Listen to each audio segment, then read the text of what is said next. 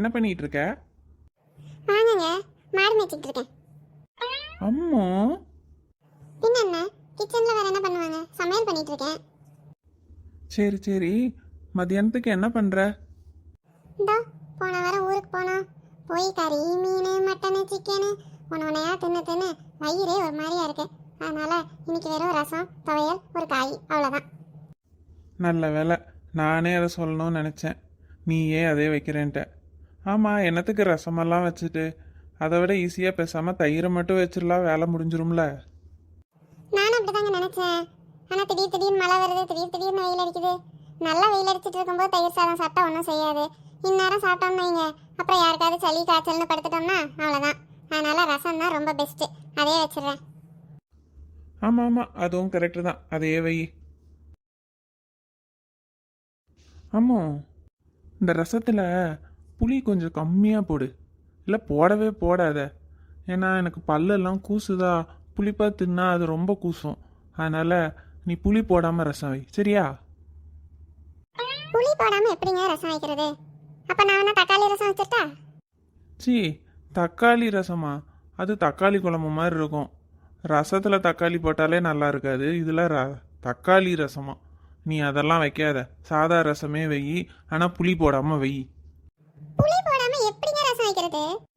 உனக்கு வைக்க தெரியலன்னு சொல்லு. ஆமாம், எங்களுக்கு வைக்க தெரியாமல் வச்சு தான் இத்தனை நாள் நாங்கள் வச்சதெல்லாம் சாப்பிட்டீங்களாக்கும். நீங்கள் போங்க, உங்களுக்கு என்ன புளிப்பு தெரியக்கூடாது, அவ்வளோதானே? நான் ரசம் வைக்கிறேன், நீங்கள் போங்க. புளி போடாமல் எப்படி ரசம் வைக்கிறது? சரி, அவங்களுக்கு வேணா புளி போடாமல் வச்சுட்டு நமக்கு தனியாக புளியை போட்டு வைப்போம். புளிப்பாக இருந்தால் தான் ரசமே நல்லாயிருக்கும். இவங்களுக்கு புளி போடாமல் வேணும்ல. ஆமாம், அப்புறம் இன்னொரு விஷயம், நீ இப்போல்லாம் எல்லா சாப்பாட்லேயும் உப்பு நிறையா போடுற, உரப்பையும் அள்ளி அள்ளி போடுற. தயவு செஞ்சு அது ரெண்டையும் குறைச்சிரு, சரியா? கொஞ்சமாக உப்பு போடு, தேவைன்னா அப்புறமா போட்டுக்கலாம். வத்தல்லாம் போடவே தேவையில்லை, அதான் அதில் மிளகு போடுவேல்ல, அதனால் வத்தல்லாம் போடவே செய்யாத. ஆமாம், எத்தனை நாள் நான் எத்தனை குழம்பு வச்சுருக்கேன், எத்தனை சாப்பாடு வச்சுருக்கேன், அதெல்லாம் ஒன்றுமே சொல்லாமல் சாப்பிட்டு நல்லா இருக்குன்னு கூட வாங்கி சாப்பிட்டு இப்போ ஒரு ரசம் வைக்க போகிறேன், அதுக்கு இத்தனை வந்து சொல்லிக்கிட்டு இருக்கிறீங்க. ஆமாம்மா, நல்லா காரசாரமாக சாப்பிடும்போது நல்லா தான் இருந்தது. இப்பயும் அதெல்லாம் நல்லா தான் இருக்குன்னு நான் சொல்லுவேன். ஆனால் ஆஃபீஸில் போனால் 40 வயசுக்கு மேலே அதை குறைக்கணும், இதை குறைக்கணும், உப்பு சேர்க்காத, புளி சேர்க்காத, காரம் சேர்க்காத, அது இப்படி ஆயிரும், ப்ரெஷர் இப்படி ஆயிரும், சுகர் வந்துடும், என்னென்னமோ சொல்லி பயமுறுத்துறாங்க. சரி, அதுக்கெல்லாம் வர்றதுக்கு முன்னாடி நம்மளே எல்லாத்தையும் குறைச்சிக்குவோம் என்னதான். அம்மா, ஆஃபீஸில் சொல்கிறதுக்கெல்லாம் பயந்துட்டா இப்படியெல்லாம் பேசுகிறீங்க? அதெல்லாம் ஒன்றும் ஆகாது. இல்லை இல்லை, நானும் நெட்டிலெல்லாம் பார்த்துருக்கேன். அதனால் நீ நான் சொன்ன மாதிரியே வை. இவங்க ஆஃபீஸில் எவனோ திங்க முடியாதவன் இவங்களையும் சேர்த்து நல்லா பயமுறுத்தி விட்டுருக்கான் போலையே. அம்மோ, அப்புறம் இன்னொரு விஷயம். இப்போ என்ன, கொத்தமல்லி கருவேப்பிலை போடக்கூடாதுன்னு சொல்ல வந்தீங்களா? இல்லை இல்லை, அதெல்லாம் போடு. ஆனால் இந்த பூண்டு சீரகம் மட்டும் சேர்க்காத, எனக்கு அந்த ஸ்மெல்லு பிடிக்காது. அப்புறம் இத்தனை வருஷம் சாப்பிட்டீங்க? அது காரசாரமாக சாப்பிடும்போது நல்லாயிருக்கும். இப்போ நான் தான் புளி வேண்டாம், உப்பு உரப்பெல்லாம் வேண்டான்ட்டேன். அப்புறமா பூண்டு மட்டும் தனியாக தெரியும், சீரக ஸ்மெல்லும் தனியாக தெரியும், அதனால நல்லா இருக்காது. அதனால் அதுவும் சேர்க்காத, சரியா? அம்மா, உங்களுக்கு ரசம் எப்படி வைப்பாங்கன்னு தெரியுமா தெரியாதா? இத்தனை இதை வந்து சொல்லிட்டு இருக்கிறீங்க. எனக்கு ரசம் எப்படி வைப்பாங்கன்னு தெரியாது தான், ஆனால் சாப்பிட்டு பார்த்தே அதில் என்னெல்லாம் இருக்குன்னு சொல்ல தெரியும்ல. அதனால தான் எனக்கு பிடிக்காததெல்லாம் நான் வேண்டான்னு சொல்லிட்டு இருக்கிறேன். பேசாமல் நான் சொன்ன மாதிரி வை. இவங்க தெரிஞ்சு பேசுகிறாங்களா தெரியாமல் பேசுகிறாங்களானே தெரியலையே. நான் இப்போ எப்படி ரசம் வைக்க? ஆமாம், அப்புறம் இன்னொரு விஷயம். என்ன இன்னொரு விஷயம்? நான் சமைக்க ஏன் வேண்டாமா? உங்களுக்கு மதியானம் சோறு வேணுமா வேண்டாமா? ஜாக்கி சான் அங்கிள் மாதிரி இன்னொரு விஷயம் எத்தனை நேரம் தான் வருவீங்க? பேசாம போய் உட்காருங்க ஹால்ல. ஒருத்தி நிம்மதியா சமைக்க விடுறாங்களா?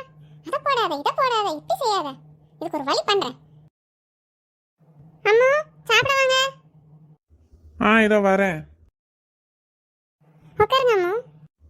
என்ன அம்மு, நீ சோறு சாப்பிடலையா? சப்பாத்தி வச்சிருக்க? இல்ல, இன்னைக்கு ஒரு நாள் டயட் இருக்கலாம்னு முடிவு பண்ணியிருக்கேன், அதான் சப்பாத்தி. நீங்க சாப்பிடுங்க, உங்களுக்காக நீங்க கேட்ட மாதிரியே ரசம் வச்சிருக்கேன். என்ன, ஒரு நாள் மட்டும் டயட் இருக்கிறியா? புரியலையே. எல்லாம் நீங்க சாப்பிடுங்க, அப்புறம் புரியும்.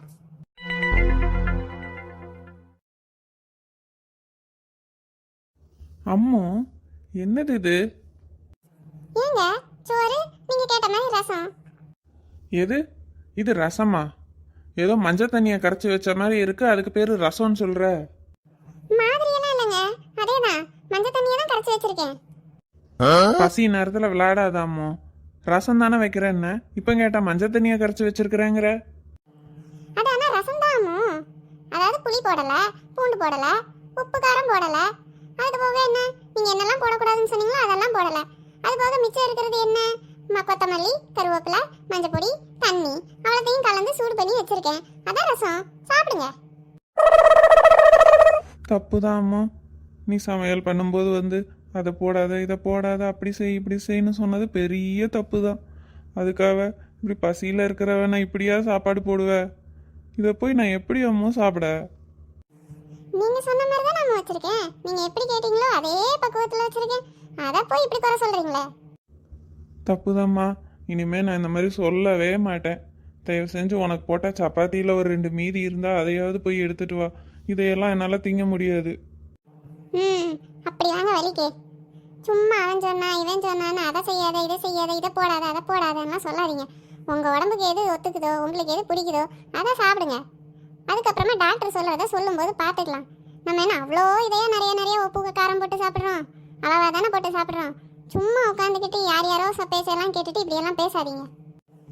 இனிப்பு, துவப்பு, கசப்பு, புளிப்புன்னு சுவையும் இருக்கிற ஒரு மருந்து தான் ரசம்.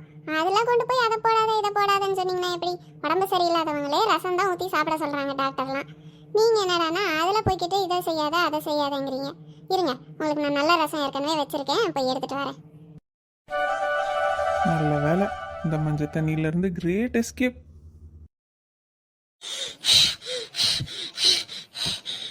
மறக்காம சேனலுக்கு சப்ஸ்கிரைப் பண்ணுங்க மக்களே.